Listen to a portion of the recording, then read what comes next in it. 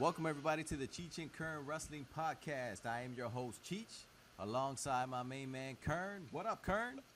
What's up, Cheech? What's going on? How you doing, man? I'm doing good. I'm doing great, great. You Good. ready for WrestleMania weekend? Awesome. Yep. WrestleMania. Of course, WrestleMania 31 is this weekend, this Sunday night, and I'm very looking forward to that show. We got a couple of good matches there, but tonight, this episode 3, we're here to talk about WrestleMania 21. This was a WrestleMania that took place back in April 3rd, 2005, and it was WrestleMania Goes Hollywood. It was at the Staples Centers in Los Angeles, California. Of course, the Staples Centers were this last week's Monday Night Raw was at. Yeah, they sold out over there too. And it was sponsored by Snickers. Sponsored by Snickers, that's right. And they had an attendance of 20,193 fans. And the interesting part about this WrestleMania was that it sold out in less than a minute. So they sold over 20,000 tickets in less than a minute for this WrestleMania 21. They should have known right there they needed bigger venues. Yeah, I think actually they did this one and then did WrestleMania 22, and that was actually the last venue they did in a small arena was actually WrestleMania 22 back in Chicago, and I think they did that one there because they already had booked the building. Right. So yeah, Sweet. so you're looking forward to WrestleMania weekend? Yes, I am. I'm looking forward actually to the Hall of Fame. Kevin Nash just got introduced. Yep, Kevin Nash. We got Kevin Nash. We got, of course, Macho Man Randy Savage, which is an induction that was long overdue, in my opinion. He should have been inducted while he was still alive, but well, I guess it didn't happen. But it's good to see him finally go into the Hall of Fame. Yep. Fuck, Macho Man's been one of the best wrestlers in the 80s and the 90s. He's one of my next to Hulk Hogan. He's one of my nostalgic wrestlers of all time. And of course, we're going to talk about WrestleMania 21, as I mentioned before. And this was a show that was main evented by Triple H versus Batista. And what you think about this main event? I think it was a good main event. I liked Triple H's entrance. It was nice seeing the band playing his music as he was coming in. And I was never a big Batista fan, so it was a good match. It was a good match. Plus, I like Ric Flair being there also. Yeah, I was digging the whole build-up to this match because I like the way they were kind of teasing that Evolution breakup for months, and finally when it came in at that Monday Night Raw, I was happy as hell because I wanted to see Batista kick Triple H's ass. Triple H had been on top for like the last 2 years or something like that. He was in top since like 2000. What was it, 2003? When was Goldberg in WWE? It was in 2003, right? 2003, yeah. Yeah, so I mean, Triple H was on top since like October. Remember when they gave Triple H that title, Eric Bischoff? He gave Triple H, he just basically gave him the World Heavyweight Championship back in 2002. Yeah, I'm surprised they did that. They didn't do no tournament. They didn't do anything. They just gave him the belt, which was weird. Yeah, they just gave him the belt. And then, of course, Triple H just proceeded to bury every guy in the roster after that. You know, he buried Rob Van Dam. He buried Kane. Remember when the Kane had that match versus... was it title versus title match, I think, and his mask came out also, something like that happened, and then he buried Booker T in WrestleMania 19. So Triple H was on top for a while. So I was happy to see Batista kick his ass in WrestleMania 21. Yeah, like I said, I've never been a big Batista fan. All right. So yeah, WrestleMania 21, we're welcomed in by Howard Finkel. Of course, he introduces Lillian Garcia. She does the singing of America the Beautiful. And then we're introduced by Jim Ross and Jerry the King Lawler, which will be calling the Raw matches, and Michael Cole and Taz will be calling the SmackDown matches. And we go right away. That was weird, having Raw and SmackDown different brands. I think that was weird. They should have just kept WCW and kept that as their own identity. I heard that actually that was the plan. It was WCW supposed to maintain like its own brand, and I even heard before. Of course, this is all rumors, but I heard that. The plan was actually for WCW to stay on Monday nights and Monday Night Raw to move on Thursday nights with SmackDown. But they once had, I don't know if you remember, they once had a main event, which was, I think it was Booker T versus Buff Bagwell on Monday Night Raw, and they even had WCW announcers calling it. That was in 2001. I don't know if you were watching for that time. But yeah, I think that's the only time Buff Bagwell ever appeared on WWE TV. Yeah, and they had a main event. I don't know if it, I want to say Cleveland, but I can be completely wrong about this because I'm not fact checking it. But they had a match, and I remember the people just started booing the shit out that main event. And I remember it's had to be an audible because Stone Cold, he just came out and he started kicking the shit out of Buff Bagwell for no reason. and they started fighting all the way up the ramp, and kind of the match just ended abruptly like that. So I thought I guess that was the kiss of death for WCW. Well, shit, Buff Bagwell. Since when the hell Buff? In when WCW was alive, no way in hell Buff Bagwell ever would have got a world title match. Never, never. So, you know, I can see why they were booing. Yeah, and I mean, but I liked Buff Bagwell in WCW. He was buff, and he would kiss like his arms, buff the stuff. Was it like that or something? What was his moniker? Yeah. So he was more like a mid Carter. I mean, he never won any belts, right? What belt did he ever have besides the tag team title? I don't think he had any belts. No. He was kind of like a mid card guy. I remember he joined the NWO, right? He was part of the NWO. Yeah, he was part of the NWO. That's when the NWO just started they had like 50 people at one point. Yeah, that was just ridiculous. So. Yeah, it was. It was real ridiculous. Anyways, here back to WrestleMania 21. Now the first match, of course, was Eddie Guerrero versus Rey Mysterio, and I like this match because it was I don't know, maybe this was the only time that tag team champs were facing each other at WrestleMania.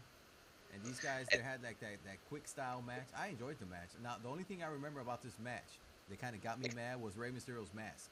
I don't know if you noticed, but he had like a mask that was like halfway through his face, and then the last half was kind of like strict. Now, I don't know. He wears that now, but I guess back in the day, it was the first time he wore it, and the mask kept getting loose, and he had to keep adjusting it. You can see the back of his head. Yeah, he had to keep adjusting the mask, and that was just like a pain in the ass. But I watched it in the network version this time, and they kind of edited it out because you couldn't see that much of Rey Mysterio kind of adjusting his mask. There's a good thing about editing on TV. Yep. So, yeah. huh? We're kind of fucking jumping over each other here. Go ahead. I'm trying to look at the WrestleMania 21 shit. Oh, okay. Yeah, so it was a good match though. And the thing here, they were kind of teasing for months. Well, not months, I guess weeks. They were teasing at this time that Eddie Guerrero was going to turn on Rey Mysterio because he was beating Eddie Guerrero on one-on-one matches. And Eddie was kind of getting mad and frustrated. That's where this whole challenge came about. And Rey beat him here again. And I thought Eddie Guerrero was going to turn heel, but he didn't. Eventually, he did a couple weeks later, but he didn't turn heel on this show. Which was strange because they usually save the big stuff for WrestleMania, so you would have thought he would have turned heel, right? Exactly, but they kind of held off for a little bit more after that. So it was a good match, a good opening match for WrestleMania. Hey, talking about Eddie Guerrero, what do you think about Eddie Guerrero when he won the heavyweight championship, when he was the WWE champion? Well, you know what? At the time, I really didn't care that much about it, because that was in 2004. I guess it was early 2004. I wasn't really following SmackDown at that time. But, I mean, I was happy for him, that he had became a champ and everything. And, of course, I followed Eddie Guerrero's career he was in WCW. He went to ECW for that time. And I was happy about it. But, I wasn't like, I was like, I wasn't mad when he lost it. Let's just put it that way. Yeah, I don't know. I never thought he was the type of guy to have the heavyweight championship. I think the heavyweight championship is like the most prestigious title in the company. That should be held by your number one guy. And Eddie Guerrero was never a number one fucking guy. Yeah. But the thing At least in my opinion. I liked him. No, I liked him also. I mean, he's no doubt he was a great performer. But of course, when WWE they did that brand split, it was like they were able to afford to have different type of champs. So guys that normally wouldn't have been champs if there was only one title. I mean, fucking Jack Swagger was a world champ at one time. Yeah, that's another guy that I think should have never had the championship. Yeah. So we go to the second match here. It's actually the first Money in the Bank ladder match. Now, this match was the very first out of all time. And, of course, Chris Jericho takes credit in doing this Money in the Bank ladder. And it was Chris Jericho, Chris Benoit, Christian Watomko, Shelton Benjamin, which he was the Intercontinental Champion at the time, Edge, and Kane. What you think about this match? I thought it was an awesome fucking match. I mean, it was the first time they had the Money in the Bank ladder match. And it was a great match. They had really good highs and really good lows. I mean, it was a really interesting, awesome match. Yeah, I thought so too. Actually, I liked the beginning when Kane came out and all the ladders just kind of got busted open on fire. I thought it was a good way of catching the crowd. That was a nice way of opening the show, yeah. Yep, and everybody just kind of ran to the aisle and started fighting. And Christian, of course, I love Christian. This version of Christian with Tomko, I used to be a huge Christian fan back in 2005, and I was pissed because they weren't pushing him. They weren't kind of giving him the opportunity. And I really liked Christian because he was funny. He had kind of like that swag going on. And I remember one time, I think it was for WrestleMania 2005, he had kind of like a little rivalry going with John Cena. John Cena had like that rapper gimmick, so Christian would do like some rapping, and it would be hilarious because he would come up with some real funny lyrics. And it was a shame they didn't give him a chance in WWE back in the day. Well, didn't he win the championship a couple times over there? Yeah, but I mean, he won the title back in 2011, and that's the only time he was the champ in WWE was a World Heavyweight Champ, and it was in 2011, and that was actually after Edge had just retired because of his injuries. I think it was the pay-per-view after that. He fought Alberto Del Rio in a TLC match, and he was able to capture the title. And the funny part was, I don't know if you were watching for 2011, but he won the title on a Sunday. And they record Smackdown on Tuesdays. That same Tuesday, he lost it to Randy Orton in the match. Oh, that poor bastard. So he only had it for like 4 days. Yeah, so he had that title for a couple days, and then he fought Christian. Now, that rivalry he had with Randy Orton, I should say, they had like, I don't know, like 10 matches during the summer of 2011, and they were badass matches. They were just, those guys have real good chemistry fighting each other. Oh, I thought, because I know when he went to TNA, he won the championship over there a couple of times. Yeah, I actually got a Christian DVD from TNA. It's Christian, it's called Instant Classic. It used to be called the Instant Classic in TNA. Yeah, you got the DVD? Yeah, I got the DVD. It has a whole bunch of good matches there. It has them fighting against Abyss. It has them, I think he fought, was it Samoa Joe and Sting one time? He fought a triple threat match. There are a couple of good matches there in the Instant Classic. And I remember it even has that theme. I don't know if you ever heard of the band Evanescence. Have you ever heard of the band Evanescence? No. They're like this rock Christian band, and they had like a badass theme, and he did kind of like a remix of his entrance with it, and it was just it kicked ass. Yeah, I'm gonna have to Google that. Yeah. So, anyways, this Money in the Bank ladder match. Of course, Edge was the one that won it, and it was a hell of a match. They had a whole bunch of high spots. I'm not even gonna go over them because there were just too many of them. But it was a good, exciting match. The crowd was going nuts. You're not gonna mention the T-bone suplex from Benjamin? Well, yeah. Shelton Benjamin, he did a T-bone suplex on Edge from the top of the ladder. Yeah, I mentioned that one. And how about the concerto version of the two ladders from Kane? Yeah, that's right. So this was a solid match. I really enjoyed this match. And then after this match, they kind of did like an in-ring segment with Eugene. Now Eugene, I don't know if you're too familiar with Eugene's character, but that was Eric Bischoff's nephew in storyline, and he was supposed to be kind of like a retard? Yeah. Well, I don't know if I should say retard, but he was kind of like a special education type of a person. And he came out and he was talking about midgets and loving midgets and WrestleMania 3 when King Kong Bundy body slammed midgets and some shit.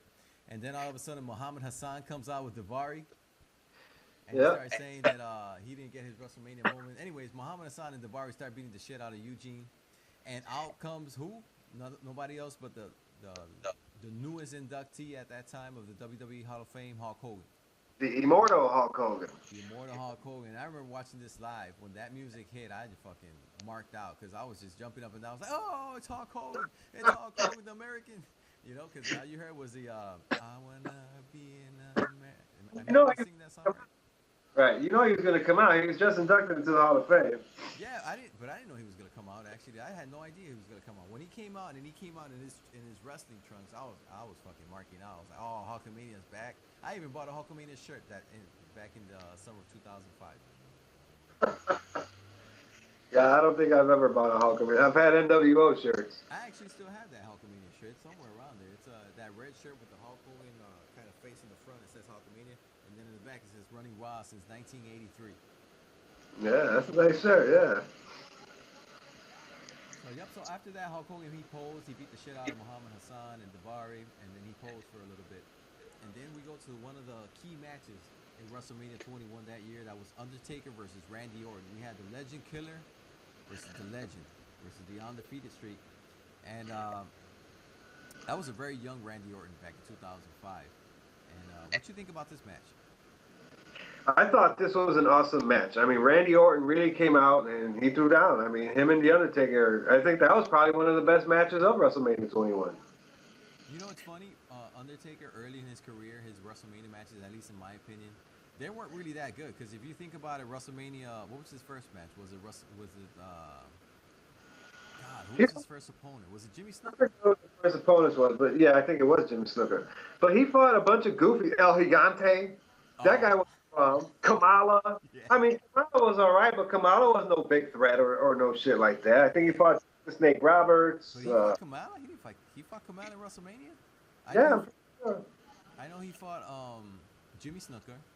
He fought Jake the Snake Roberts. Versus He Undertaker. fought El Gigante. He didn't fight at WrestleMania 10. At least I don't remember him fighting at WrestleMania 10. WrestleMania 11 was King Kong Bundy. WrestleMania 12 was Big Daddy Cool Diesel. WrestleMania 13 was. You know what? I take that back. It was SummerSlam that they fought. It wasn't. Okay, yeah, because I remember WrestleMania 13 was Sid Vicious or Sid Justice. What the fuck was his name? And he had so many different names I can't even remember. Sid Justice at the time. It was Sid Justice. Okay, against Sid Justice. WrestleMania 14 was against Kane. Their first out of 3 matches. 15 was the Big Bossman with the Hell in a Cell. That was the shittiest match of all, the Hell in a Cell at WrestleMania 15. Yeah, Big Boss Man was another guy that he was no threat to the Undertaker. Yeah, or his streak. And so, anyways, if you think about all those matches at the beginning of his career, maybe with the exception of Kane, I think that first Kane match at WrestleMania 14 was a good match. But other than that, those matches really weren't that good. It wasn't until he fought Triple H at WrestleMania 17, which his match was good. WrestleMania 18 when he fought Ric Flair, that was a good match. Yeah, I got him. It's he fought. His first one was with Snuka. His second one was against Jake Roberts. His third was against El Gigante. WrestleMania 4 was against. WrestleMania 4. No, his fourth one. His fourth win was against King Kong Bundy. Yeah, that was WrestleMania 11. Prior to Diesel. Yep. Then he beat Bret Hart. Bret Hart. Yeah, that's what it says here. In a match for Bret the Hart. Undertaker. Yeah. He fought Diesel.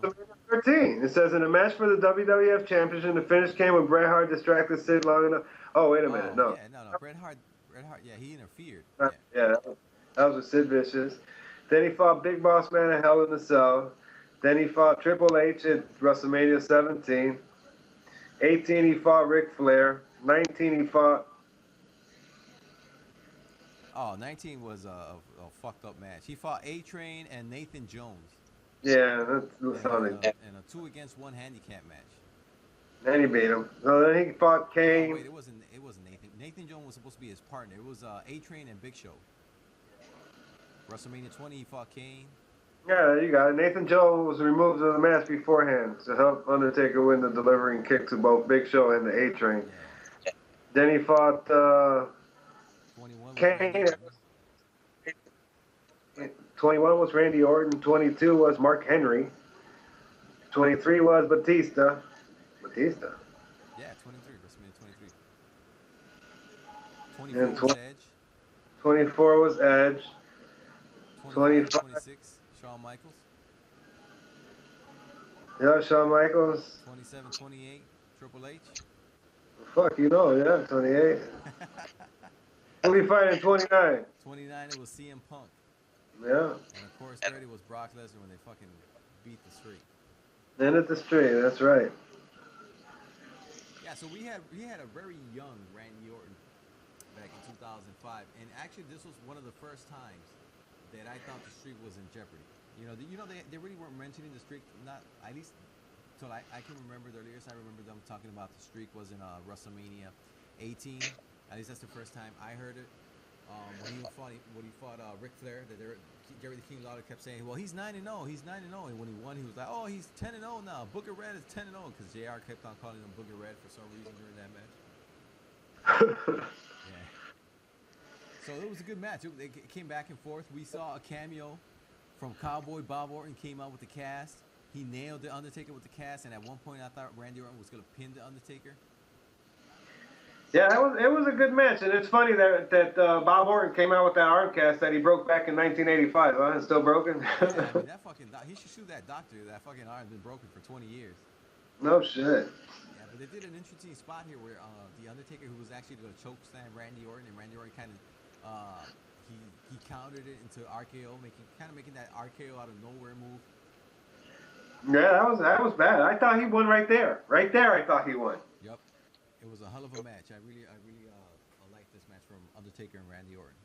Then after that, we have the women's champion on the line, championship on the line was Trish Stratus. She was the champ going up against Christy Hemme, and Christy Hemme was accompanied by Lita. Now Lita for the last couple of months had been hurt with a knee injury. She got hurt in New Year's Revolution back in January, and she actually started training Christy Hemme to fight Trish Stratus for WrestleMania. Now Christy Hemme, she was just fresh out of posing for Playboy, so I guess the WWE were trying to kind of exploit that Playboy cover and have her fight Trish Stratus at WrestleMania for the title. Now, well, it's just funny because she already showed her twat on Playboy, so what the hell?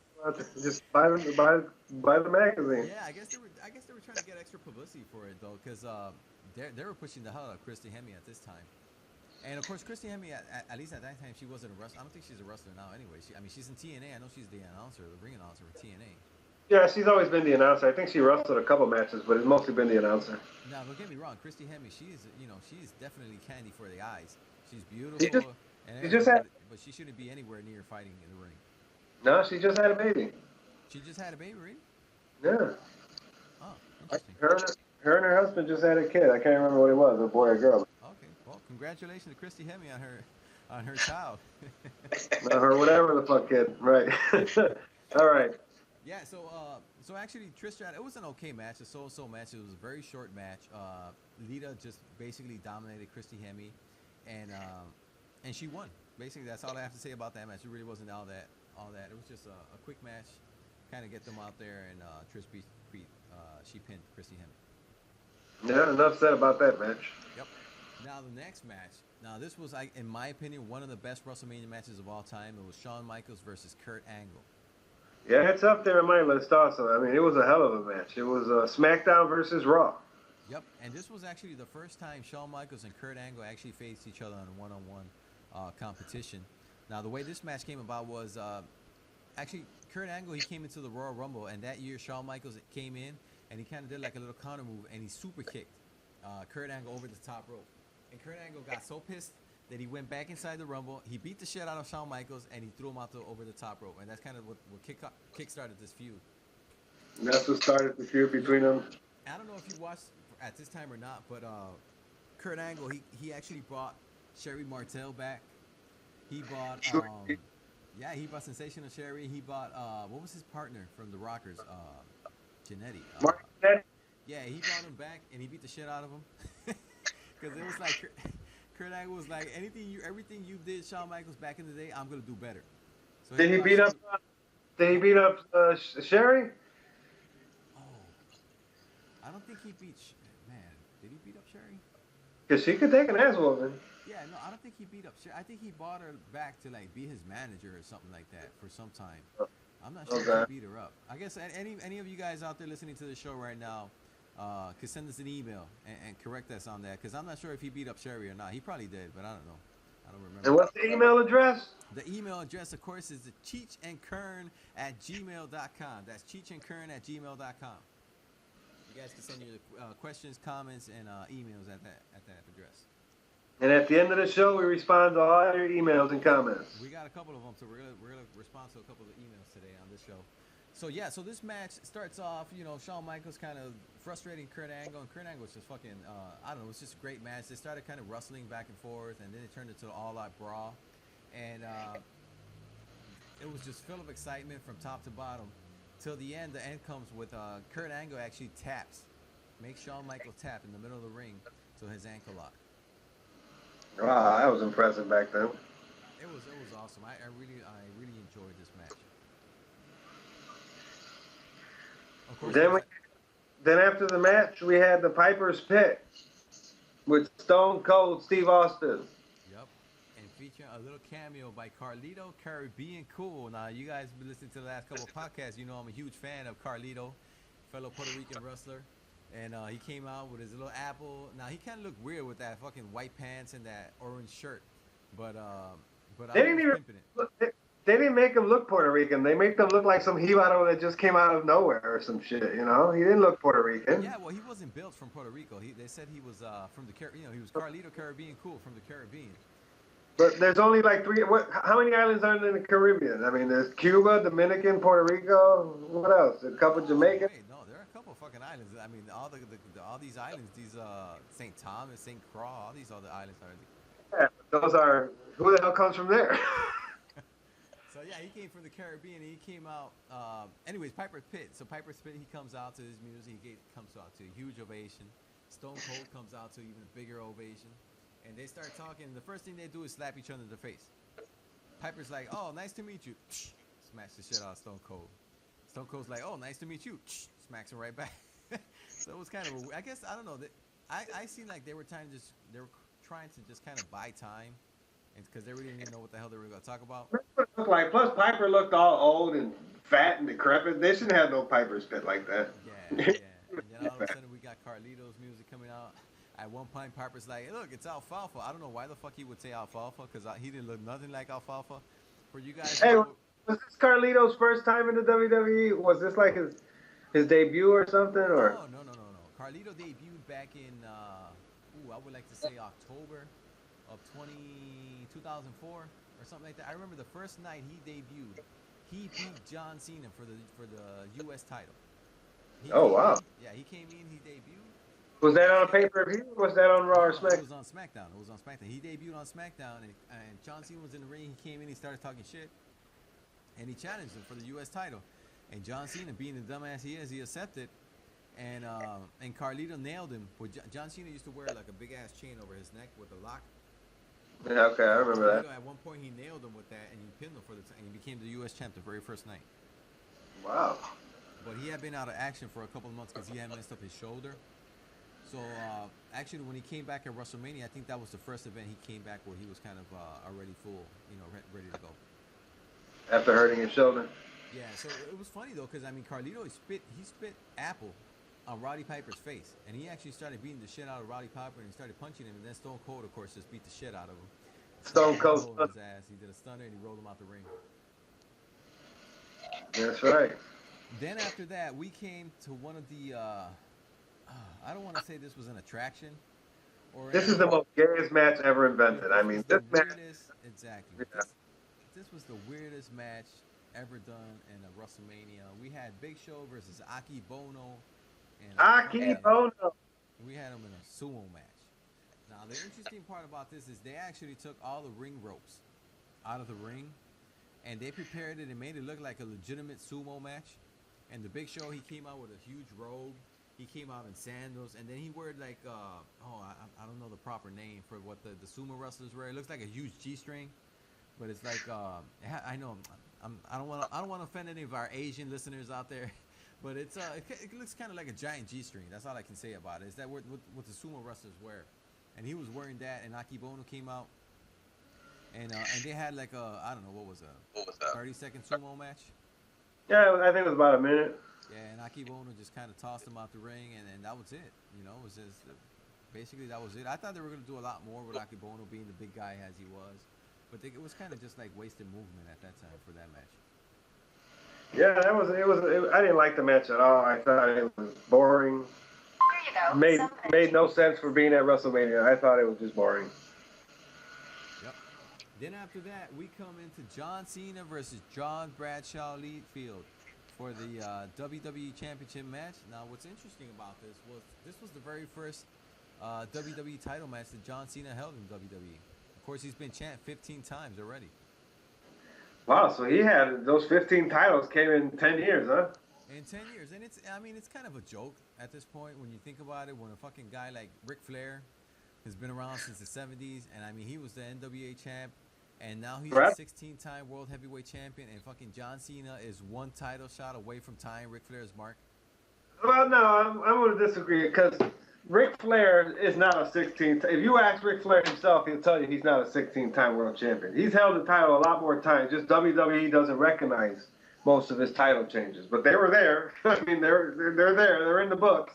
They just don't count them as title shots. But isn't it weird? I mean, because I remember when he was in WCW, like, I don't know, this would be like, what, 98, 99. He would come down to the ring, and they would call him Ric Flair, the 11-time champion, 12-time champion. Ric Flair, when he left WCW, or when WCW closed down, he was considered the 14-time world champion. So why the fuck is he a 16-time champ now? Because I mean, he never won the title in WWE. Thank you. Where the fuck did them other 2 titles come from? Maybe they were in Brazil, because you know WWE, every time they need somebody to win a title, they win it in Brazil. But there was a lot of title changes that changed hands that they never counted. Like remember when? Well, this is before our time, but remember Carlito Colon fought Ric Flair for the title in Puerto Rico, unified it. That's how the Universal Heavyweight Championship came out in Puerto Rico. Yep. They don't count that. They don't count that as a title change. Okay. I remember one time, Ric Flair. There's a couple. I think he fought Dusty Rhodes one time where the title changed hands, and they didn't count it as a title change or something. Yeah, there was one time where he fought. I'm trying to remember the guy's name. Back in Dominican Republic, he fought this guy. It was like you know our Carlos Colon over here. He was like he was the man in Dominican Republic. I'm trying to remember his name. El Bronco. No, it's not a fucking Bronco. no. It was. Is this fat ass still running over there in Puerto Rico? He actually wrestled the other day against Invader. You remember Invader? He's still wrestling? Juan Gonzalez, the guy that's allegedly killed Bruder Brosey. Right. Yeah, he's still fighting, actually. They're both still fighting. Wow. Yeah, so, anyways, he fought that guy in Dominican Republic, and he actually got pinned and lost the belt, but they don't count it because Flair kind of called the audible in the ring because he's like, man, if I didn't give this guy the title, I was going to stab in that arena. So he let the guy win and just bolted. I think it was with Roddy Piper. I thought I heard them say that story one time about that. Yeah, because over there and over here too, they don't play that shit. I mean, over here, these fucking guys, for some reason, they think like wrestling's real and they try to fucking literally kill the wrestlers. Like, you motherfucker. I remember one time we went to that WWC. Now that's Carlos Colon's promotion, Carlito's dad. We went to a show in one of our local gyms here. And Bronco, the one you're talking about, the Dominican wrestler you're talking about, he came out, and this guy, he threw a lead pipe, and he almost hit him in the head. That pipe, oh my! Pipe. I was like, man, this fucking guy wants to kill him. Hey, that was like in the mid '90s. So I mean, by that time, people pretty much knew wrestling wasn't like real. You know, it wasn't like the early '80s when people thought that shit was real. Yeah, I was watching that WWE pay-per-view you were telling me about, the New Year's resolution in Puerto Rico. Yeah, and 2004. They were chanting at Maven. They were chanting at Maven, Papo, Papo, Papo. Yeah. Like the whole crowd. Like, what the fuck? What is it wrong? They were chanting. They were calling him Papo. The funny part was Maven was like, I don't know what you're saying. I don't know what you're saying. Yeah, it was an interesting pay-per-view here. That was actually the first and only pay-per-view they've ever held in Puerto Rico was New Year's Eve. Back over there because they sold out the arena. Yeah, they sold out the arena, and actually they came back a couple times, but they were for like regular house shows. You know, there was nothing was televised or anything. But every time they come over here, they sell out. They sell out instantly. So, all right, what else? So that JBL and John Bradshaw Layfield match, all I can say, it was a rough-looking match. I be tripping over my. Hey man, dude, I fucking speak Spanish every day, you know, so my accent is kind of fucked up. So you gotta bear with me here. What the fuck did you just say? All right, the configuration of the Bradshaw. All right. Yeah. So John Cena, he beat Bradshaw. It was an ugly-looking match. It was a rough-looking match. It was stiff-looking. And all I can say is John Cena, he came back. The funny part about this match, and I guess people, because you could hear people booing John Cena in the background.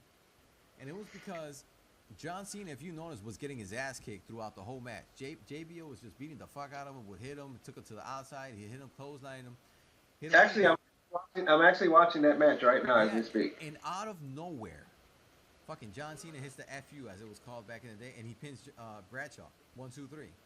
So right there, they were already giving him that kind of like that Superman gimmick that he has. Yeah, it's worked for him. Yeah, but I mean that's what gets people mad. That's why people boo the shit out of John Cena. That's why the little kids are like, "Oh, let's go Cena," and the big guys are like, "Cena suck." The Rock, right. When The Rock came back in 2011, he hit the nail right in the head when he said, "That's why the people boo you because they can see right through you." You know, it's all bullshit. That the kids like them, but it's all bullshit. I mean, you can fucking. Yeah, but it's pretty much the same fucking gimmick Hulk Hogan had in the '80s. I know, and that's why I can sound. I sound hypocritical. Hulk get his ass kicked, and then all of a sudden he starts just shaking and shivering, and the gods start fucking, the lights turn on, and he kicks everybody's ass, and then you can hit him with chairs and fucking table. There's no problem. He's got it. He's like Popeye after he ate his fucking spinach. You know what? You're right. You're fucking right. And I sound hypocritical because if you talk about Hogan back in the day, Hogan was the shit, you know. And now Right. it's the exact same. And I think Hogan had the same critics back in the day. They would be like, "What the fuck? They beat the shit out of him, and he just walks up, and now he's Superman over here." Exactly, and then he beat everybody. I mean, who the hell Hogan didn't beat? He beat everybody. Yeah, he beat everybody he put in front of him. Well, he actually had a tough time with the Undertaker though. That was in what, 91 was it? He beat the Undertaker beat him or something like that. Yeah, that was 92, wasn't it? I know Ric Flair was there. Yeah, I think Ric Flair won the Royal Rumble that year, and I think it was it Survivor Series where the Undertaker made his debut, or was it SummerSlam? Yeah, it was Survivor Series. Right, and then I think he beat Hogan right there in Survivor Series, right? Then they had that Taboo at Tuesday rematch, and then Hogan won. What was it? Tuesday? Taboo Tuesday. No, it wasn't Taboo Tuesday. It was Texas and Tuesday. Tuesday in Texas. Tuesday in Texas. Yeah, it was Tuesday in Texas where they had that rematch and Hogan recaptured the title. Right, which was a gay ass match. Okay, what was then after that? After that match came the Hall of Fame. Mean Gene came out and he started introducing the class of 2005, and this was a good class. It actually had Cowboy Bob Orton, it had the Iron Sheik, it had Nikolai Volkov, it had Jimmy Hart, Paul Orndorff, Rowdy Piper, and Hulk Hogan. Everybody in that Hall of Fame, everybody you just mentioned was at WrestleMania 1. Every one of them. Yep. And if you think about it, you had Cowboy Bob Orton, Rowdy Piper, Hulk Hogan, Paul Orndorff. All of them were involved in the main event. The only guy missing there was Mr. T, who of course got inducted last year, talking about his mama. Yeah, and you also had the Iron Sheik and Nikolai Volkov. They won the tag team championships in WrestleMania 1. Iran #1, USA. Yeah, they beat Mike Rotundo and Barry Windham for the tag team championship in WrestleMania 1. Barry Windham and Mike Rotundo were tag team champs in WrestleMania 1? Yeah, they lost the belts. They were managed by Captain Lou Albano. Didn't you watch WrestleMania? I gotta go back and watch. I haven't seen WrestleMania 1 in like, I don't know, 6 years. No, it's been longer than that. Well, we'll try that one of the next podcasts. We'll try to do WrestleMania. Probably be WrestleMania. one of the next podcasts will be probably WrestleMania 1. So we go after this. We have the main event. Now it was the World Heavyweight Title match, Triple H versus Batista. Of course, Triple H, you said he came out in a badass entrance, which was Motorhead. Yeah, that was a badass entrance. I love that entrance. He had Motorhead singing his theme music, and he came from like under the stage. Remember, he just came up under the stage with the belt, and he looked pumped. That was a badass entrance, Triple H. One of the best entrances I've seen. It's actually funny because I think that was the first year Triple H started to have like real good entrances at WrestleMania, because WrestleMania 21 he did that entrance. WrestleMania 22 was when he did kind of like that Conan Warrior King type of entrance. That was at WrestleMania 22 when he fought John Cena. WrestleMania 23, of course, he was out. Oh, I guess WrestleMania 24 he didn't do anything. Did he do something? Yeah, WrestleMania 24 he came out and he broke that. Was it when he broke the mirror? I don't know. 24, 25 he did like some elaborate entrance. 26. Fuck, I don't even remember who he fought at 26. I think it was Sheamus. Anyways, forget that comment. 30 was a badass entrance too. When he came out with the crowd. Badass entrance, exactly. Yeah, scratch that. I know he had a couple good entrances back in his WrestleMania run. And this year, they say actually the rumor this year is that he's gonna have an entrance with the theme of Terminator. Well, he's got to fight Sting, so that's going to be I mean, WrestleMania this year got some good matches, and then they got some matches that ain't worth fucking watching. I mean, we're going to go over this card. We'll go over this WrestleMania card right after we finish this review real quick. Okay. This year it has some interesting matches and some matches that be like, I don't know, they're not really WrestleMania worthy. Right. But anyways, we go back to this one. It was Triple H versus Batista. Now, this was Batista's rise to the main event picture, in my opinion. He came out He did his pose. He had a back and forth match with Triple H. I thought it was a good match. It was a good match. There was some blood, Ric Flair. It was a good match. There was some blood. It was Ric Flair. Of course, Triple H, he's doing his whole heel shtick with trying to get into the ref's attention. Ric Flair's beating the shit out of Batista, getting the advantage. He didn't do a T-bone suplex? He didn't do a T-bone suplex on Ric Flair. or Triple H. But at one point, Triple H busted his head open. I don't know where did he get cut? Did you realize where he got cut? No, I'm not too sure about it, but I'm pretty confident he probably cut himself. Oh, no, there's no doubt he cut himself. But I think the spot, because I remember he hit the turnbuckle, but I'm not sure if it was in that spot where he cut himself. But Triple H was bleeding just fucking blood, pints of blood everywhere. He was going everywhere with this match. And, of course, Batista, he finished him off with that Batista bomb, and he pinned Triple H right in the middle of the ring, 1, 2, 3. Triple H put him over clean. And Batista was on the rise there. I guess that's when Vince McMahon was trying to decide which guy he was going to go with, Batista or John Cena. He had his eyes set on John Cena, on Batista, but then he eventually switched to John Cena back in mid 2005.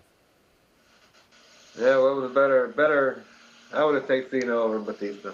Now, if you think about it, though, the guy that was supposed to be on Cena's spot throughout, Cena's been on top for the last 10 years, was actually Brock Lesnar. But Brock Lesnar left the year before at WrestleMania 20 because he didn't like all that traveling and all that shit. He was going to go play some football.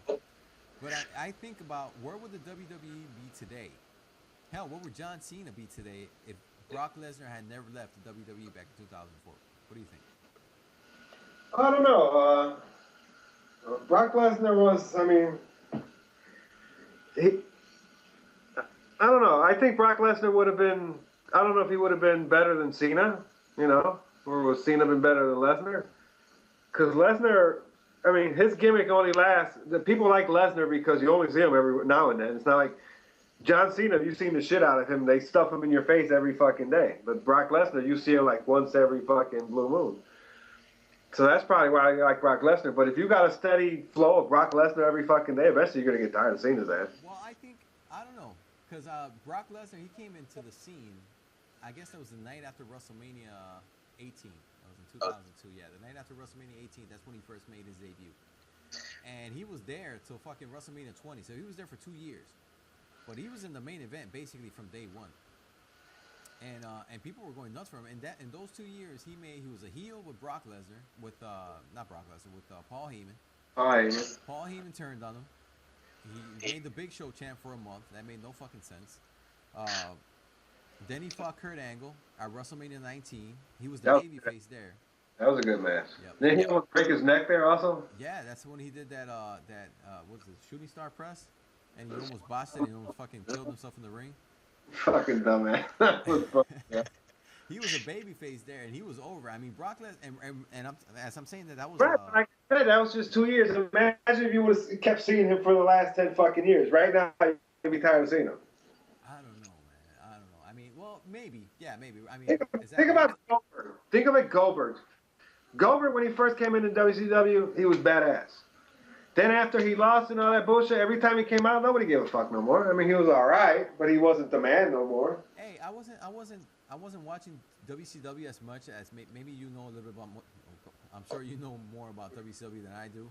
I know everything about WCW. Am I right or am I wrong? Right that Goldberg, once he lost that streak, was fucking Kevin Nash, that motherfucker. He beat Goldberg as was it Starrcade '98? Yeah. Goldberg with that fucking stun gun that Carl Hawk when he stunned. Right. Anyways, am I right or am I wrong? Right, Goldberg, he started doing like a undefeated streak again. No. I'm pretty sure that Goldberg started an undefeated streak again. And no. It was some type of bullshit storyline that they were like, oh, you gotta go fucking undefeated again and go 180 something bullshit and or you'll be fired from WCW. You know what? It does sound kind of familiar. I'm not too familiar about that. It doesn't. I don't remember the new undefeated streak part, but what you're saying does sound a little familiar. But I'll tell you this. He wasn't undefeated when he won the championship. He wasn't undefeated when he won the U.S. championship. He had lost to Mongo McMichael. Really? On Saturday night's main event. I remember watching it. I was watching it. On Saturday night's main event, he was counted out against Mongo McMichael, and he lost the match. That must have been like one of the very first matches that he did, or that something. was the first feud. That was the first feud he had in WCW was against Mongo McMichael. He came in and his first match was against Hugh Morris. His second match was against Mortis or some shit. Some guy has the Mortis. Chris Canyon. Then his third match, he was fighting none but scrubs all the way down. Then he got into a feud with Mongo McMichaels. They fought on Nitro like 2 times. Then on Saturday night's main event, on fucking Saturday, he got counted out fighting Mongo McMichaels. I remember watching the fucking match. I'm like, oh, that sucked. Then they didn't mention nothing about being undefeated in Nitro again until like 3 months down the road. They're like, oh, he's undefeated at 98-0. I'm like, he's not fucking undefeated. He lost against Mongo McMichaels on fucking Saturday night. And watch, when the WWE Network starts putting Saturday night main events from WCW, take a look at it. I swear to God, the motherfucker lost. I witnessed it. Wow. That's interesting. I didn't know that because the only time I heard of Goldberg was when he was already like that 90-something and old. They're like, oh, Goldberg, he's been around for 3 months and he's fucking 150 and old. And you'd be like, yeah, I remember watching that shit saying, no, he lost already. I've seen him lose. Everybody's seen him fucking lose. It was on TV. Wow. But I mean, Goldberg got over hot in WCW. He right, would he did. Up, snort, spit, beat the shit out of you, and go back to the dressing room. Yeah, he was out there for fucking 2-3 minutes. He kicked your ass and then leave.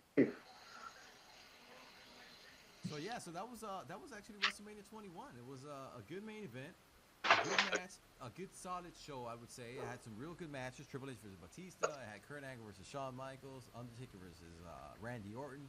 The Money in the Bank, the very first Money in the Bank ladder match. Eddie Guerrero versus Rey Mysterio was a solid match. I think it was a solid pay-per-view out of all. What do you give it out of? What star rating do you give it out of 10? Out of 10, I give it a 7. A 7? Okay, yeah, that sounds pretty good. But I'll go as high as an 8. 8 out of 10 for this pay-per-view. The only reason I don't give it an 8 was because that Chris Hemme match versus Trish Stratus was kind of boring, and that ridiculous match between the Big Show and Okiyama. Okay, yeah, that's fair. Now, this is the interesting part about this. This pay-per-view drew 1,085,000 buys. And when you think about it, I mean, that was good because this is the third WrestleMania, the third highest WrestleMania behind WrestleMania 23 and WrestleMania 28. Yeah, it was. I mean, they have good storylines going in. Just some of them didn't pan out. But it was a good WrestleMania overall. Good. All right, so before we go on to talk about this year's WrestleMania, we got to give out some shout-outs to some of our guys here that send us some emails. And Tony! The first guy that sent us an email. Now I gotta give this guy props because I fucking laughed my ass off when I read this email.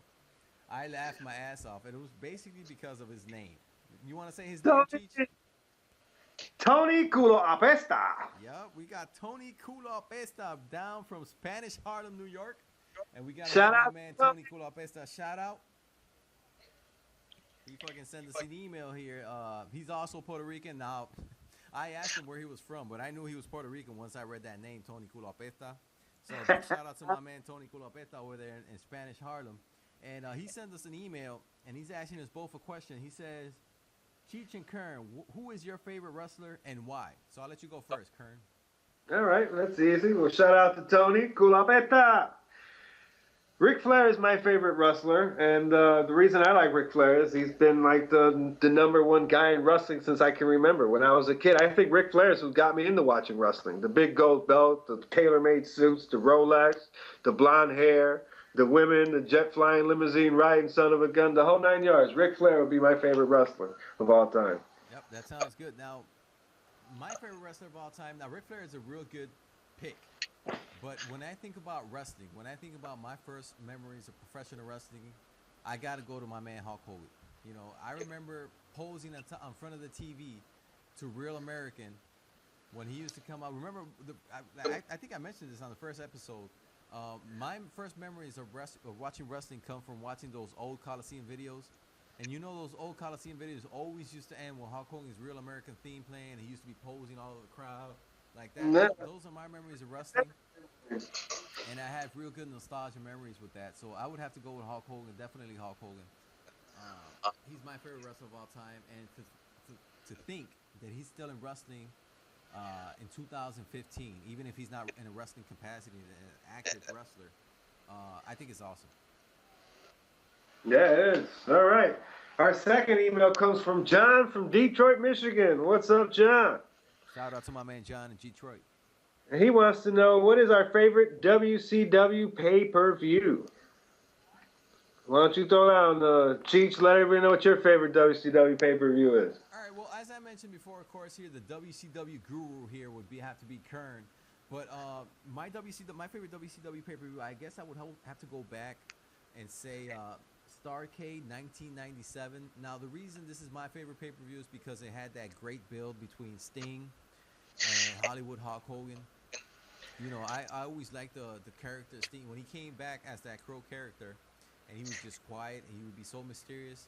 And Hulk Hogan just played the great chicken shit heel. He would always run. He would always be afraid. I remember that famous promo in-ring ceremony where he was just looking at Sting. He's like, he's looking at me. He's looking at me. Looking in the aisleway. So I love that whole Starrcade 97 build.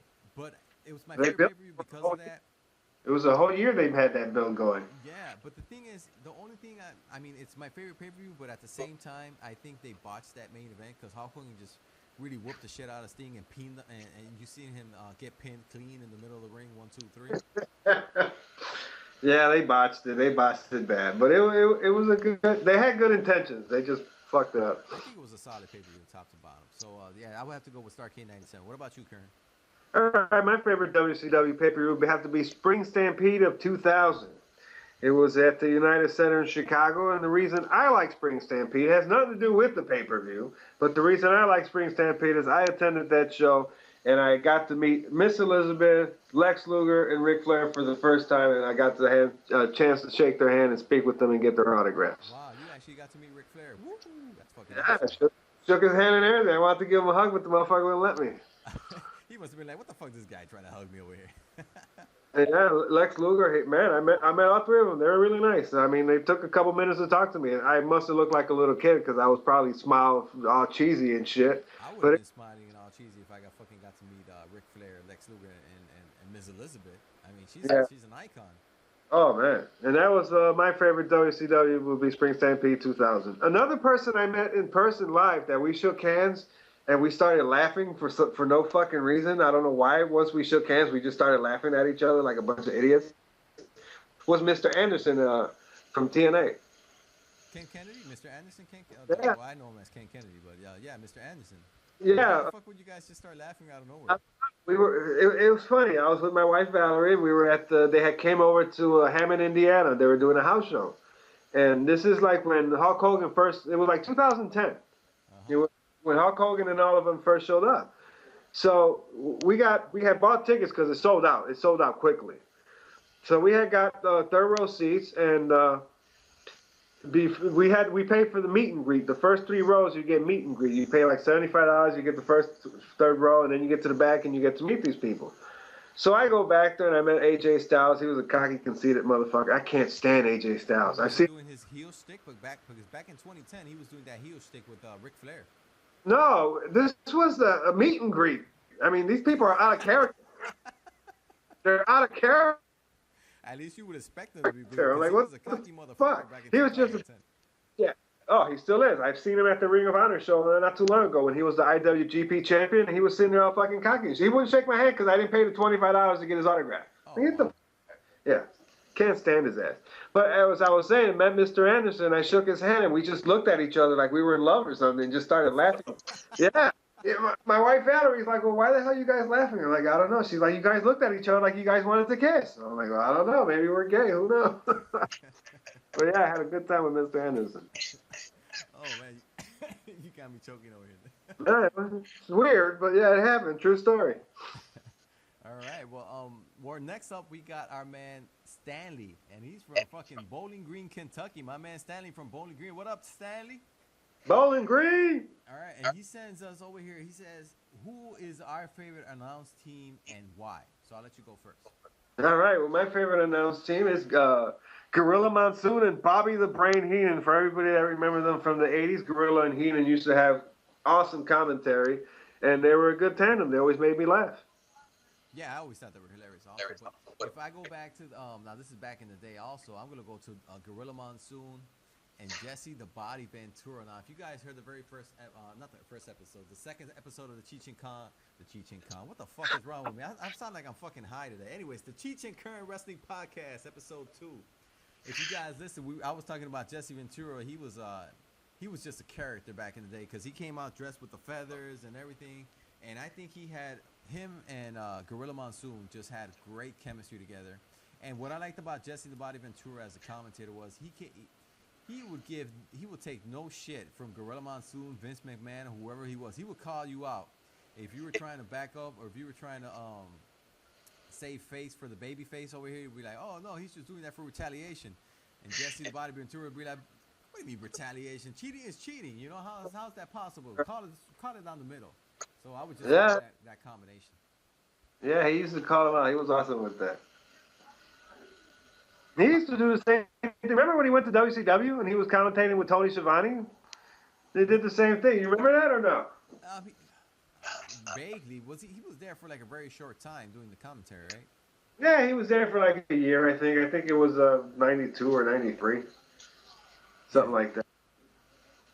And our last email here comes from our man Greg from Santa Clara, California. Now, Greg, I don't know if you're going to be attending WrestleMania or not this weekend, but he's over there from Santa Clara where WrestleMania is actually going to be this weekend.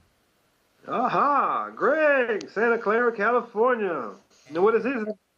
He's asking us, who do we got in the main event, Brock Lesnar or Roman Reigns? Who do you got? All right. Well, I'm going to go with my choice, which is I think it's going to be Brock Lesnar. Now that he signed a new 3-year deal with the WWE, he's going to be around for a while. So I don't see why you would take the belt away from him, because he's going to be your money man for the next 3 years. So I'm going to go with Brock Lesnar. All right, that's a good pick. I actually, before I heard the news that Brock Lesnar had re-signed with WWE this past Tuesday, I actually had him winning. I thought even though he would leave, I actually had him beating Roman Reigns, and maybe if he was going to leave, he was probably going to get upset by Seth Rollins of all people. That's what I was predicting, that he would retain against Roman Reigns, and probably Seth Rollins would cash in the Money in the Bank. But now that he's staying, I would say it's foolish if the WWE take the belt off of him. Yeah, there's no need to take the belt away from him. They should have him turn as a face and have Roman Reigns get all pissed off and some shady shit happens and, some Montreal screw job type shit happens again in WrestleMania. Roman Reigns gets pissed off. He's the heel. Let him chase Brock Lesnar all the way to the next WrestleMania. Yep, and I think, hindsight being 2020, I think Brock Lesnar versus The Rock at WrestleMania 32 at Cowboy Stadium with 100,000 fans there, that should be the main event they should be working towards. Brock Lesnar versus The Rock, WrestleMania 32. Yeah, that'll sell that place out quick. If we're going for fantasy booking here, I would put Brock Lesnar versus The Rock, WrestleMania 32 main event. I would put Sting versus The Undertaker retirement match. I would try to get Stone Cold back. Either one to retire. Huh? For either one to retire. Yeah, I would put it as this is the last match for both men. It's a retirement match. Win, lose, or draw. You retire. So yeah, that'd be a good fucking idea. Yeah. So knowing, people knowing that this is gonna be the last match Undertaker's gonna be in, and this is gonna be the last match Sting is gonna be in. Right. I mean, that would be a fucking huge attraction. And I mean, you add that to Brock Lesnar versus The Rock, you'll sell that 100,000 tickets like nothing. Easily, yeah, you would. So yeah, that's what we got for the main event. So doing a little segue for this weekend's WrestleMania, who do you got for the other matches? I mean, we got Sting versus Triple H. It's an interesting build. What do you think is gonna happen in that match? It's an interesting. Well, Sting's gonna win, obviously, because it's his debut, But I think this is gonna be the most awkward-looking, ugly match you could imagine. Really? And the reason I say that is because Sting is 54, 55 years old now. I mean, he's old. He's not going to be jumping off the top rope, screaming, and, coming off with chops off the top rope. I don't see him doing anything spectacular, but a couple of drop kicks and maybe a stinger splash, and then ended up with the Scorpion Deathlock. And Triple H, well, he's being Triple H. He's going to be the company man. He's going to sit there and put up a decent fight, and then he's going to lose. But it's going to be an awkward match because I don't think their chemistry is going to be too good. Wow, you know what? I actually think it's going to be a great match for the reason because you have two veterans in the ring. Triple H is a technician. I mean, this guy, you got to give him his props. This guy is a fucking whiz in the ring. I mean, he's fucking awesome in the ring. And then you got Sting, who's 25-year veteran. I'm not sure how, but he's been well over 20 years in the business. And I mean, 30 years actually this year will be 30 years for him. 30 years in the business for Sting. I mean, this guy, you know, this is not his first walk in the park, so to speak. Triple H. Right, but he's 55. How much could his body hold? I mean, he's not. How long do you think the match is going to take? It's not going to be 15 or 20 minutes. It's going to be a 5 or 7 minute match. It's going to have some good bumps here and there, but all Sting can do is drop kicks. 2 good drop kicks you probably get out of him. That's all he did in TNA for the past 10 years was a couple of drop kicks, a stinger splash, and then your fucking Scorpion Deathlock. I don't know. Now, I guess the way I'm visualizing this match is actually kind of like a brawl style. I think they're going to go like all out. They're going to go and they're going to be fighting on the outside. They're going to fucking throw their tops on the commentary table. They're gonna fucking sledgehammers are gonna come out, bats are gonna come out, they're gonna hit the steel chairs, fucking pedigree on the table. Some shit's gonna happen. They're gonna bring it out. I think they're gonna save the tables for the main event. You gotta save the tables for the main event. At least the commentary tables. Okay.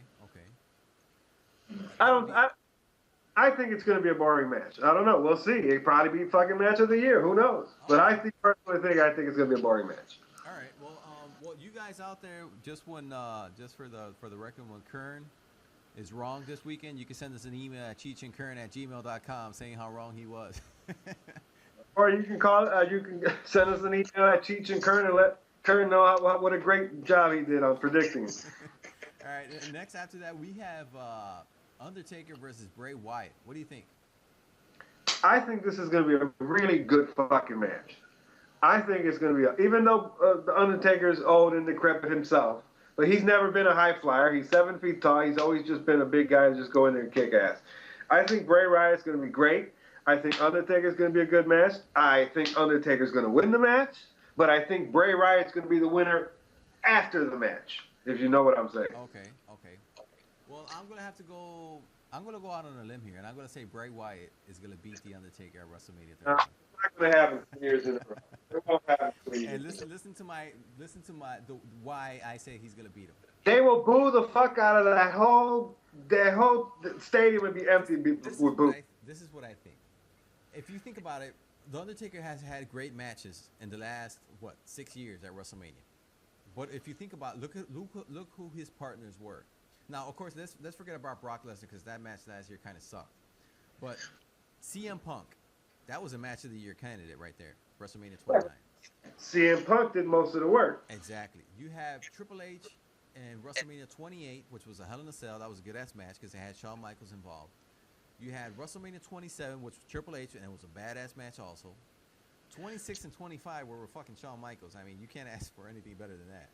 Right. 24 was versus Edge, and I mean that match is underrated, but I actually enjoyed the hell out of that match because Edge was actually countering Undertaker back and forth, and that was a good match. Batista, I think they stole the show at WrestleMania 23 with Batista.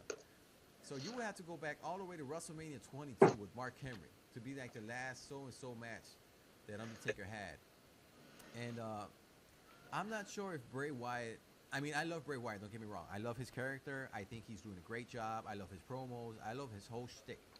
But I'm not sure he's the dance partner that Undertaker should be with at WrestleMania. So I think what they're going to do is they're going to have Bray Wyatt go over, and they're going to have him go over strong. Because if you think about it, he's been talking about he's the next face of fear. Or the next, he said something else. From Undertaker, and I think he's gonna beat the Undertaker. He's gonna go over strong. Undertaker's gonna start doubting himself the next night on Raw, and fucking Sting's gonna come out, and some shit's gonna go down, and they're gonna set up that match for WrestleMania 32. Yeah, but that's a whole fucking year away, man. That's what they did with John Cena and The Rock. They set that match up a year earlier. The next night on Raw, that's when they said Rock versus John Cena that first time at WrestleMania 28, and it was a whole year built. And when you got two characters like Sting, that's not gonna be around every day. and Right, Undertaker. but how? I mean, for you to build that, they're going to have to beat at least every now and then. They got to come out and argue or do Yeah, but I something. mean, they could come out But every. if they, They could come out at but SummerSlam. They could come out. I don't know, fucking Survivor Series. Shit like it's exactly the same way the Rock came back. Because you know the reasoning I'm saying this is because I think Triple H. I think Sting goes over Triple H. He wins. Bray Wyatt goes over the Undertaker. The Undertaker comes out the next night. He starts saying that he's down on himself. Maybe it's time for him to hang up the boots. Sting comes out, all cocky. He just won his WrestleMania match. he's already hung up the fucking boots. I mean, when do you see the Undertaker? Once a fucking year at WrestleMania. Yeah. You don't see him. He's already hung up the boots. Nobody's gonna buy that shit. I don't know. I see a retirement match between those two, and I like the idea of the retirement match. I think that's a fucking awesome way. That's an awesome fucking idea. Yep. But I don't think it'll happen like the next fucking day. I don't see that. I see. I think H and Sting are going to feud a little bit. I mean, I think you might see Sting at the SummerSlam fighting Triple H again in some rematch or some shit. Or I think you might even see Sting wrestle in the next 2 or 3 pay-per-views. Who knows? I mean, he's there to wrestle. I guess it really depends on his performance, so to speak, right? To see how, because I mean he has been out for more than a year. What was the last time he wrestled? It was in TNA, and it had to be December 2013 or something like that. Yeah, you're about right. Was it December? Was it Bound for Glory? I think it was actually Bound for Glory. Wasn't it Bound for Glory? He lost to Magnus. Yeah. And Magnus retired him or something like that. Yeah, that was in October. Exactly. So it was about October 2013. So I mean he's been out for, I don't know what, 15 months or something like that. So I guess it would have to depend on his performance if he's going to keep fighting month after month, or he's going to be kind of like a little special attraction. All right, different options. Yep. All right. So what about the ladder match for the Intercontinental Championship? Who do you got? We got fighting there. We got Daniel Bryan, Dean Ambrose, Luke Harper, Ron Killings. Well, not Ron Killings. What the fuck? R-Truth. Dolph Ziggler, and Stardust. All right. And, Well, first of all, I think that the Intercontinental Championship ain't worth dick no more. That was one of the most prestigious fucking titles that WWE ever had. I mean, for you to win the Intercontinental Championship means you were the next guy going forward to become the next heavyweight champion. The Intercontinental title ain't worth shit right now. So I don't really put too much importance in it. But if you ask me, I think Daniel Bryan should win because he's been fucked over so bad. I feel sorry for the guy. He should just quit, go back to Ring of Honor. He could be the heavyweight champion over there and be all good. He's been screwed so bad. I feel sorry for the guy. I don't even know what the hell he's still doing there. Well, you know what? It's sad because if you see the reaction that Daniel Bryan was getting the night he came back and he announced that he was going to be in the Royal Rumble, and the reaction he gets out now, huh? He and Roman Reigns both somehow should have won the fucking Royal Rumble. The same way Bret the Hitman Hart and Lex Luger won the Royal Rumble together. I think it was actually, you know what? Well, now that I think about it, I think that's the exact situation that WWE should have been on this year. Because if you think about it, in 93, 94? 93, right. No, that was actually 94, WrestleMania 10, 94. That was actually, if you think about it, they were pushing the shit out of Lex Luger in 93, the summer of 93 when Hulk Hogan left. They were pushing him to the moon because they wanted him to fight Yokozuna and beat him for the title. And once they realized that Lex Luger was a flop, they went with Bret Hart. And that's why they did that double winner, and then they kind of did like the double match at WrestleMania and had Bret Hart go over Yokozuna. So I think that was the perfect scenario to kind of live up to that storyline back here in 2015, because we all know Roman Reigns was the guy. He was the chosen guy. But honestly, people already know he's the chosen guy, so they're shitting all over it. They don't want him to be the chosen guy. They want Daniel Bryan. They want to do the yes chant. They want to see the guy. They got cheated out of their fucking Daniel Bryan with him getting his fucking neck hurt. I mean, they got cheated out of the whole shit. And don't get me. I applaud WWE for what they did last year. They brought they changed the planned main event between Randy Orton and Batista, and they included Daniel Bryan there, and everybody got the chant, the yes chant. 70,000 people were going nuts at WrestleMania 30, but we got cut short because his neck fucked up, and I don't know. I would have had mine to see Brock Lesnar versus Daniel Bryan at SummerSlam. Even if Brock Lesnar would have done the exact same thing to Daniel Bryan, kick his ass, suplex him 16 times. I agree. Perfectly fine with that. But I agree. Got that shit cut short. Right. So, he was so hot. They should have just ran with it. Let Roman Reigns build for another year. Do that shit at WrestleMania 32. But I don't know. They fucked it up. They fucked it up. Anyways, going back to WrestleMania 31 this weekend, we got. What about John Cena versus Rusev? What do you think about that for you? I'm going to say that Rusev is going to beat the shit out of John Cena. Okay, I agree. Period. I kind of agree and disagree at the same time. Because I think he should go over because if Roman Reigns ends up winning the title and he's still going to be a babyface, he's going to need a strong heel to fight. And I think Rusev is going to be a great candidate. I don't see Roman Reigns coming out of. I don't see Roman Reigns. No way, no how coming out of WrestleMania and not being a heel. Or feeling that he got screwed over where he turns into a heel the next night on Raw. What I think, I know that Brock Lesnar has a huge babyface run coming up, but I'm not sure if they should do that turn at WrestleMania. Kind of have Paul Heyman, because the way I would do it, if I was to turn Roman Reigns heel and Brock Lesnar face, I would have Paul Heyman screw Brock Lesnar up again. We'd be like, well, Brock Lesnar's a fucking dumbass because Heyman's turned on him like 3 times already. But they have Heyman turn and become Roman Reigns' mouthpiece. They can't do that. The badass fucking heel. They can't do that, and I'm going to tell you why. Because Brock Lesnar cannot fucking talk. He needs a mouthpiece. And if you're going to keep him around for the next 3 fucking years, you're going to need Heyman or Ric Flair or somebody with a good mouthpiece to represent him. So I don't see him Heyman screwing Brock Lesnar again this time because Brock Lesnar still needs that mouthpiece. He's not going nowhere. He's going to be around for the next 3 years. But I mean, okay. Think about the way they've been building Brock Lesnar. We're fucking. We wanted to keep the show under an hour, and we're like a fucking hour and a half in there. But anyways, Brock Lesnar has been built. If you think about it, the way they build him, they make these videos, and they have like different sound bites of him talking. Remember when they were building John Cena matches? Like, I'm gonna leave him in his own puddle of vomit, piss, and I don't remember what the fuck else he said.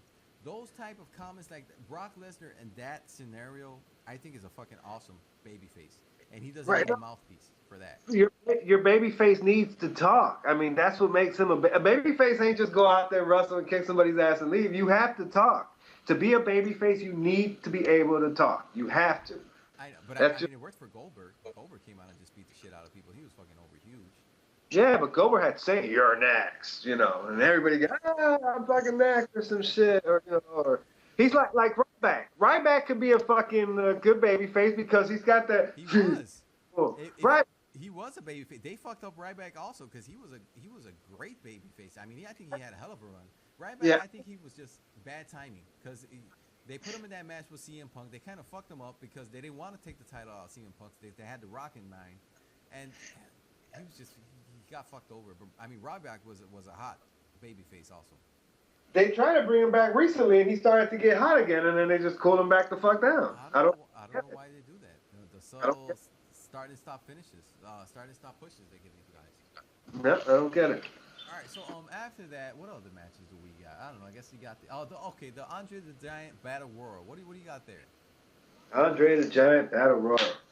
I'm gonna have to go. I think the Big Show's in there, right? Because I'm going with the Big Show. You're gonna go with the Big Show, really? I'm gonna go with Mizdow, Damien Mizdow, because I think this is where I'm laughing because you're giving me this weird ass fucking. We're doing this shit through Skype, and he's fucking looking at me weird as hell. But it's because Damien Mizdow, he's over right now. Damien Mizdow is right now he's the shit. That whole stunt double gimmick is everything, and he's been teasing turning against the Miz for the last 2 months or so. And I think this is the moment. I think he's finally gonna get over this. He's gonna be the one to eliminate the Miz, and he's gonna win the Andre the Giant Battle Royal. Well, it's a good pick. We'll see. I think it's gonna be a good Battle Royal. And we have the Divas match. We have Nikki and Brie Bella versus AJ Lee and Paige. I don't really like Diva matches, so I'm not gonna comment on that. Just for the hell of it, I'm gonna pick AJ Lee and Paige in that match.